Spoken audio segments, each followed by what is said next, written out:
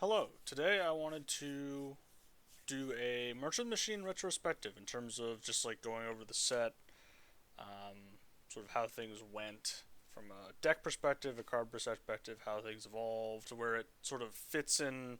Now that the whole cycle has come and gone, where does it stack up all time? Um, just what was it like? Was it about? And if it ever comes back or you wanted to draft it again in the future, is a good place to sort of come back and look at like what did I think of the set when it was leaving. I like to do something like this more often when the sets leave going forward. But for now, we're just gonna every trend starts with one. So let's get into it. I think the first thing about this format that a lot of people may not know or have sort of been told or just kind of like feel isn't true is that this format is fast. It's actually one of the fastest limited formats ever. And I think that would come as a surprise to a lot of people, especially people that only played about the first couple of weeks of the format. Um, the data suggests that this format was as determined by uh, the coin toss as any limited format ever, including for actually all be one. It basically tied one in terms of how often being on the play mattered. There were a significant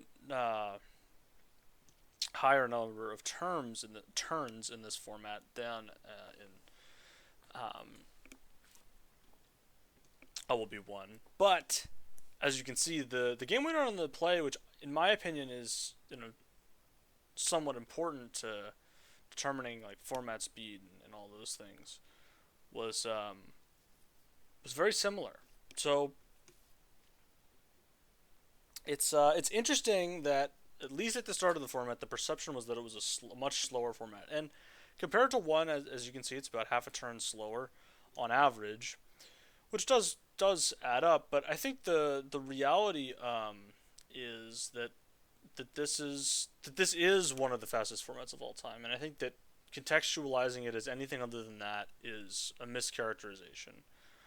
Um, the format revolved heavily around two drops. I think the two drops in the format were generically somewhat bad. I think that premium two drops, as has become commonplace these days, are really the best cards in the format or the most important cards in the format. I think when you talk about cards like Norn's Inquisitor as the best uncommon, I mean you could say it's a debate between Norn's Inquisitor and Invasion of Amonkhet, and at this point I'm picking Norn's Inquisitor over Invasion of Amonkhet every single time. Pack one, pick one. It's not even especially close for me anymore. That card is at least as powerful and is only one color and is cheaper, and I think that that is emblematic of a format that is fast, and this certainly was that. So let's talk about the commons. This was a format defined by its power level, and that starts at common, with Preening Champion cementing its place in the legacy of limited commons alongside Oregon Hoarder and Inspiring Overseer as some of the best commons ever printed in their respective limited formats. There are, of course, are others from the past and whatnot, but in terms of modern limited, these are sort of the top tier. There's a Serals Packmate as well, but I could have added that too. I would say that Printing Champion is likely the best limited common ever printed that does not draw a card on it. I think that's the claim I'm making. Um, it's and that's crazy, right? Because it's competing with these cards that are so good because they are real bodies on the battlefield that also are generating card advantage, and that's sort of why the Oregon Hoarders or the Inspiring Overseers or the Serals Packmates are so good. Printing Champion and from the last set, Chimney Rabble, are competing on a different axis, which is that they're creating two cards, as in like creating two objects that are two creatures on the battlefield for one card, and doing so in such a way that some of the stats come with an ability, either haste or flying in this case. And we've seen this be really effective. This is just a new type of card that I think going forward people need to realize, and myself included, need to realize that's the template for something really strong. Um, from the very limited Lord of the Rings previews season, I know that the early access for content creators has already happened. From what I saw, I was watching a bunch of streamers play that. From what I saw, another card that is sort of in that same vein, this red 5 mana 5/4 haste that makes a 1/1 when it attacks most of the time is basically what it does. Again, another really strong card. It's an uncommon this time, but it's like that template of thing enters the battlefield, has an ability, makes a 1/1. It's just a good place to be. And so when we talk about cards going forward, it's sort of important to contextualize like is this like cards that don't like the format of the future is an aggressive format, right? Like modern limited is more tempo oriented than any historic limited. Creatures are more powerful. I think creatures. I mean, are we seeing creatures continue to become more powerful? Are creatures now more powerful than they were 2 years ago? I think it's slowing down a little bit. For sure, creatures are more powerful now than they were 5 years ago. I think that's not really a debate. But over the last year or so, things are, I think, somewhat starting to flatten out a little bit. I think the difference between a card like Okiba Reckoner Raid and um, like as far as dispersal, you know what I mean? Those two cards I think are comparable, and that they both generally cost one and whatever. I think those are similarly powerful cards. So it's hard, and obviously a two card comparison is not going to ever do it, but it's curious to see if I don't know how much further we're going to be going here. I think we're reaching sort of the end of limited common creature power level, but I certainly could be wrong about that. So more about the format. Let's talk a little bit about sort of how things progressed. Originally in the format, the best deck was blue black, or not the best deck, but the most undervalued deck was blue black. And this really goes to show you that any deck that is so undervalued can be the best deck in the format. And I think actually it does a very good job of highlighting the concepts that people talk about when they talk about drafting the hard way or trying to find your lane. I think blue black is a perfect example in this set of why that's so good. In this early on in the set, if you looked at the 17 lands data, you would have seen that blue black's win rate was the highest. It was even higher than blue white's at the start of the format. And now, if you go look at it, it's just part of the pack. And it was the highest. It wasn't just the highest for the first 2 days. It was the highest for about 2 weeks. It was really keeping pace, and it has since really fallen off. If you cut the data to be just starting in May, it's completely average. There's nothing. I mean, not completely average. It's still a little bit better than average, but it's basically on par with Selesnya and Boros and all those decks that are sort of that second tier of deck in this format. And it really turned out it wasn't anything special. The um, the fact that people underrated cards like Invasion of Amonkhet, Hail of War, and Afara's Dispersal allowed for this really synergistic package to form that enabled the deck to be really strong, create strong a control shell that was basically unbeatable. There was no way to like you were always just two for one your opponent to death. Basically, is what the deck was, and that deck was really good until it couldn't do that anymore because the decks got more aggressive, as happens a lot in many formats, and also the removal became less prevalent. So the best deck was blue white. It was always blue white.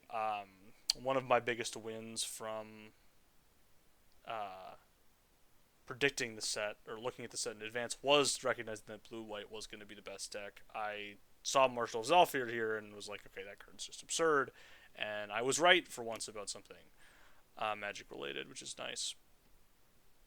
And this card did turn out to be everything that I thought it might. Very efficient Lord that also had another ability. I mean, honestly, like if we're being real about it, the other ability didn't even matter that much. Like it would have been almost just as good without it. Um, One of the things that I think was really strong about this deck, and I think I need to do a better job of going forward recognizing, is that this deck, there were a lot of cards that only this deck wanted, that were inherently strong in this deck, but other decks didn't really care. For example, the 2-drop Swordsworn Cavalier and the 4-drop blue 3/4 that I can't remember the name of, that is also a knight.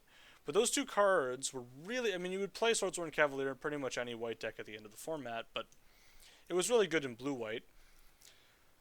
Um, and it valuing that card higher than a lot of other people sort of allowed you to get into this deck at times when it sort of seemed like, oh, I don't want to get into that deck. I don't want. There's this uncommon here I want to take. Instead, that'll be like green red or something, and you get off in these tangents. And I think this the strength of having cards in draft that nobody else wants but are good, actively good in your deck, is something that makes an archetype able to be even resilient to being the best archetype. You'll see a lot of times that cards like that archetypes that are the best eventually will just start to like become worse and worse and sort of like even out over time as people draft them appropriately. But when you have a deck like this where like the really good players will sort of force it a little bit and say, hey, like I know that this 2-mana 3/1 is only really a good card in blue white, but I think that deck is better than all these other decks. And if I take it here, I'm setting myself up to be in that deck. And I think this format really taught me generally about the idea that you should draft with preferences, at least to a certain extent. Like you should try to draft the best deck, or you should try to draft a deck that is doing something. Like you should have an idea in mind of like what you want your deck to do when you're drafting a color pair. And I think that's one of the things that has always been difficult for me specifically. I think a lot of people is that you're not just drafting the good cards always, especially like in this format when there were so many different things to be doing. At least initially, we sort of narrowed ourselves down to the very standard mix of stuff to be doing. I think the format taught me a lot about how to draft the best deck in a format and how to get there more often, which I think was very valuable. But yes, blue-white was the best deck. It was very aggressive. It was the best aggro deck. And it could also play control, too, with Wrath as well. Wrath was a huge addition from the bonus sheet, and Wrath was really nice. The deck didn't really need to help, but Wrath certainly provided it. So when we talk about the self-correcting, I mentioned this a little earlier, Rakdos and Selesnya decks. These two decks, as the format progressed, became stronger and stronger. I actually didn't play a lot of Selesnya, although the 2 times I did play it, I trophied with both of the decks. Those were both early in the format, though. They weren't late. They were 2 early Selesnya trophies, which probably shouldn't have happened if you look at the metagame at that time versus the metagame now. And I've had a more difficult time drafting it. The way you get into each of these decks, I could sort of go over a thesis on how you would want to get into any of these decks. For Selesnya, generally you start drafting white cards and then you get some late good green cards, specifically the 2-mana 2/02 that makes a 3/3 when can turn itself into a 3/3 when it enters the battlefield. And with Invasion of Asgol, you could start in either black or red, but generally black, and you'd end up getting some late red cards.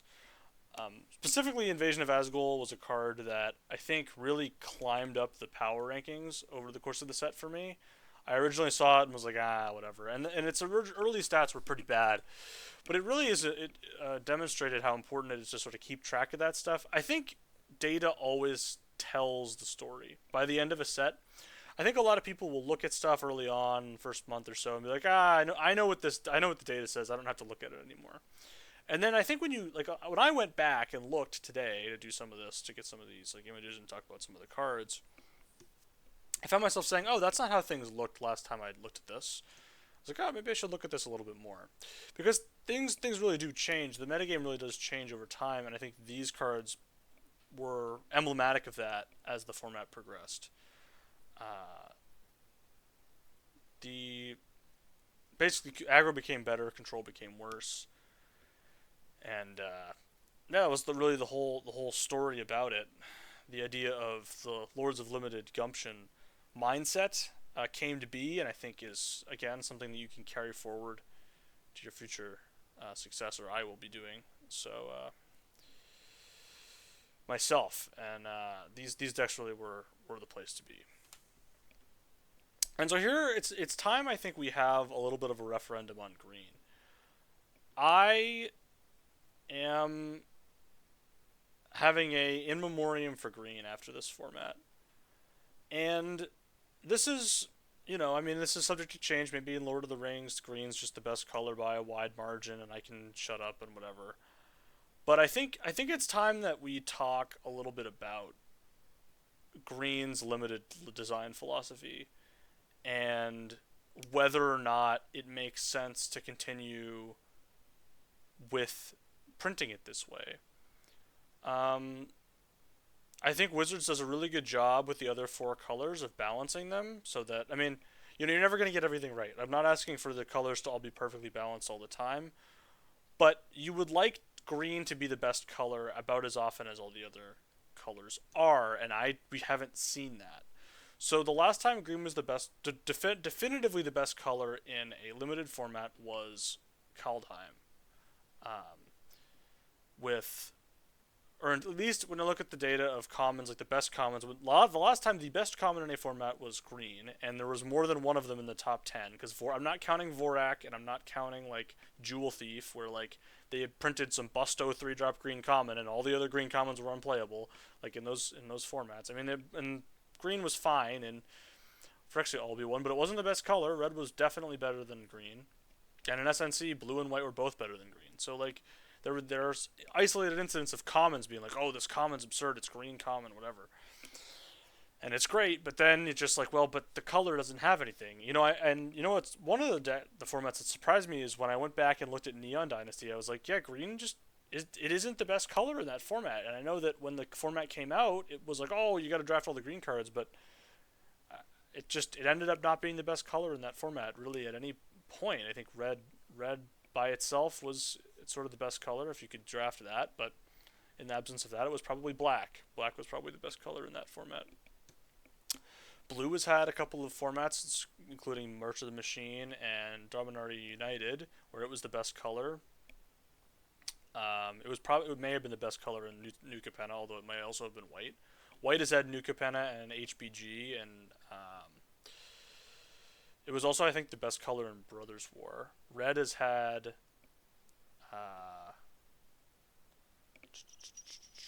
Vow and Phyrexia all be one.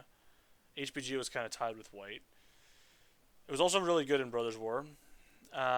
Black was the best color in Neon Dynasty, as I mentioned earlier, and it was kind of tied with red for Vow as well. Midnight Hunt. Red Black was again good in AFR. Black probably was the best color in AFR. I don't know. It's probably up for debate. I have only really been playing since AFR, or at least that's not really true, but like I've only been like being competitive about it since semi-competitive about it since AFR, like keeping track of stuff and whatnot. So I've played a little bit of Strixhaven and Theros and whatever.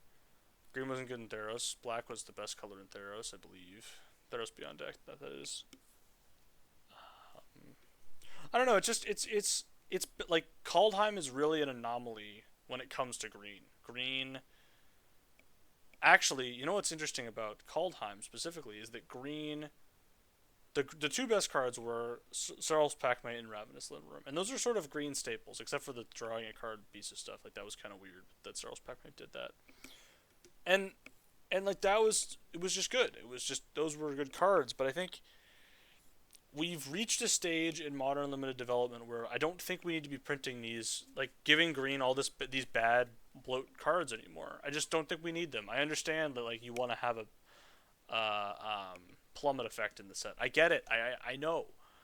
I just you're taking it like red doesn't get one. I know red has like okay we'll give green plummet, we'll give red bad artifact removal, black can have a 1 mana instant that destroys a creature that was dealt damage or something, white can have a bad combat trick that's 1 mana, red also gets a bad 1 mana trick.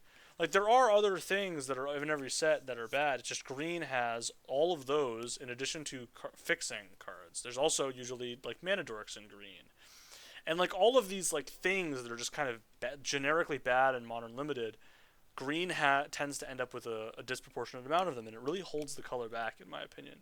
And I think it's time that we start asking the question of is it is that something we want? Is that something that is good for limited, for green to just be the worst? Like, and it's not always the worst color, right? Like in like, it wasn't the worst color in one. It was maybe the second best color, maybe the third best, depending on who you ask. Like, it's almost never the worst color, but it is also never ever the best color. And I think that for myself personally, I would like to see green get a little bit more shine in upcoming limited sets. And I think that is actually a knock against this format in particular. Although there are some people that did the 5 color whatever green stuff, and I know that's whatever. I played my fair share of Sultai in this format before realizing like that it was bad. Played a lot of Sultai for me to figure out, no, this isn't actually good what I'm doing. So yeah, that's kind of my tirade on green. I may end up doing another video on green specifically and its history and the last 2 years of limited. So where does this set stack up for me? Here's my top 5. Again, as I mentioned, I've been playing like, at the level I currently am only since AFR, and you're gonna ask, why is Strixhaven up here? Well, they had the flashback drafts a couple of times for Strixhaven, and I've somewhat enjoyed those. But I did want to keep my sets that I haven't played that much off of this for the most part. Here's the top 5. Brothers War number 1, March of the Machine number 2, Midnight Hunt number 3, Dominaria United number 4, and Strixhaven at number 5. I know this is sort of a preference list, so people aren't going to necessarily have to agree with it. But for me personally, I found Brothers War to be more interesting to draft than March of the Machine, because there were colorless cards that are good. And I think good colorless cards make formats better, generally, because or I guess shouldn't say like good colorless cards make formats better generally, because it means that they're going to just show up in every deck and whatever. But cards like Scrapwork Mud that are colorless, but like they get better if you're like a better player and can find ways to like weave in that like extra like value of having the color in your deck when maybe you wouldn't otherwise, right? Like those type of cards are cards that I really like being in formats. And I think Brothers War genuinely had more decks than March of the Machine. I think March of the Machine at the end of the format, well, for me at least, was blue white, red black, red green white, although I never played it. I played a little bit of black white, which I had some mixed results, which I think is better than most. Most people just had to be horrible. But speaking of decks that didn't have any direction. That deck had no direction. And I think in Brothers War, there was like these like actual green multicolor decks where you were splashing the unearth cost on your creatures. And there were all these like cool 2-drop artifact things that were allowing you to do cool sack stuff, and you could like Sentinel Stalwart ramp stuff out. And there was just a lot of cool stuff going on. There was the blue, Mightstone's animation deck, where you basically just like put Mightstone's animations into your deck and just got to play that card, and that card was excellent and was very fun to play with. So I don't know. I'm keeping it behind Brothers War for now. I may change my mind in the future if we have a couple flashbacks and whatnot. But that's going to be it for the video. I hope you enjoyed the retrospective. I hope there was some information there about sort of how I viewed the format. Just a good little brief overview of sort of what went on in the format, how things progressed, all that good stuff. So hope you enjoyed. See you.